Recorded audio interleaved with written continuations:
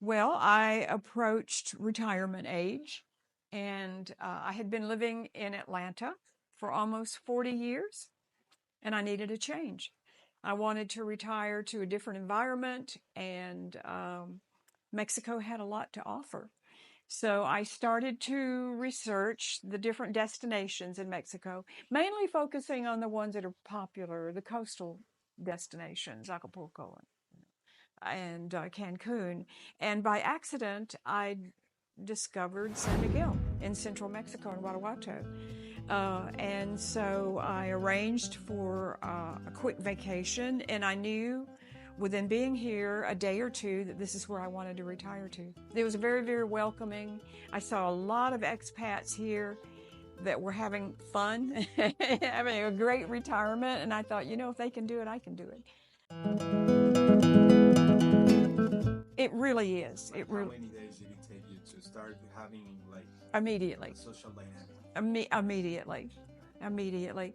And I think you've got people here that have so much in common. You've got really very interesting people with a sense of adventure, and they too were seeking a different kind of experience. So you automatically have things in common, and you're retired and you have time. Well, I think one thing is a retirement community. I mean, I don't know the total number of expats here, but there are quite a few. So I think in retiring to any major municipality into the United States, you're going to move into a destination where people are working. And when they're working, when they're thinking about work, right? They don't have as much time to do the things that we do here as retirees in San Miguel. Yeah.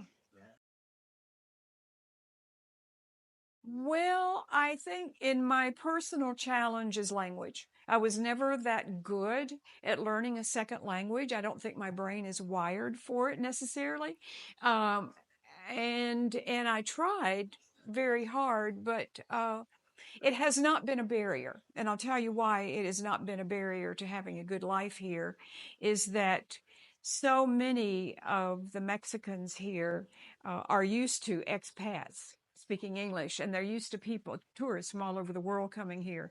So they are bilingual, and that makes it a little bit easier on people like me who have a difficulty with Spanish. So even if a person is not fluent, you don't need to be fluent.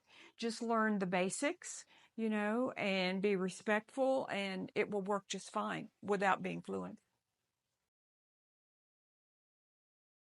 No, it hasn't changed. I vacationed here a lot before I moved here, but mainly to like Mexico City or Acapulco or those types of destinations. And I've always been treated very, very well by Mexicans. Security, never a problem. I always felt very safe and there were no incidents.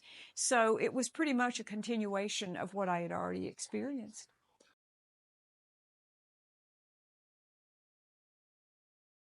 My main concern was finding a bilingual agent, and I did. That was important.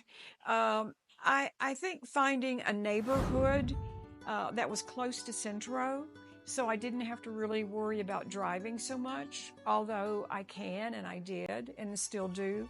But being able to walk to destinations, to Parque Juarez, or to the downtown, or to any of hundreds of really, really good restaurants around where I live.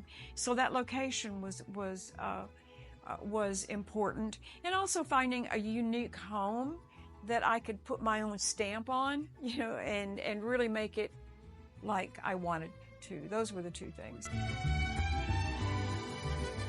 Absolutely. I would say, in some respects, more so than an American real estate agent, because I mean they know the Mexican culture better. They certainly know the geography of San Miguel better.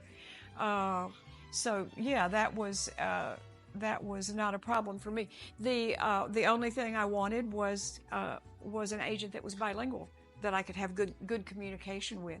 So whether they were from the United States or Australia or New Zealand or Mexico, it didn't matter so much. But I do think that Mexican agents do have an advantage because of their knowledge of processes in buying a home. and the geography of San Miguel and just Mexico in general. There are two things that have been important to me. One is healthcare here is excellent. With a primary care physician or any specialty physician, I have never seen doctors give so much personal attention to their patients. It's amazing. You get their cell phone 24/7. They'll come to your house. These are things that you would never ever get in the United States. And the cost is very, very reasonable. So healthcare is important to me. Of course, if I had anything like major, I would go back to the United States and use my Medicare because that would be paid for by that insurance program. But for just, normal type medical care that your various tests that you get every year, you just can't beat. You cannot beat the service and the price here. I think the other thing is volunteerism. I have heard, and I don't know if this is true or not, but I have heard that there are more NGOs per capita in San Miguel than any other country in Mexico. And for all that, for people, for kids, for animals. So I think if somebody has a big heart and time to spare, that they can find NGOs to get involved with, and they're good. Many of them are 501c3 in the United States. And they're legitimate, and they're a lot of fun. Perfect. Yeah. So that makes life meaningful. We have like the best of everything here, right? A little bit of everything. A little bit of everything. You can share. Absolutely. You can enjoy nature. You can enjoy this, like the architecture and everything that San Miguel offers. Restaurants, the cultural agenda. Absolutely. What else? What am I missing?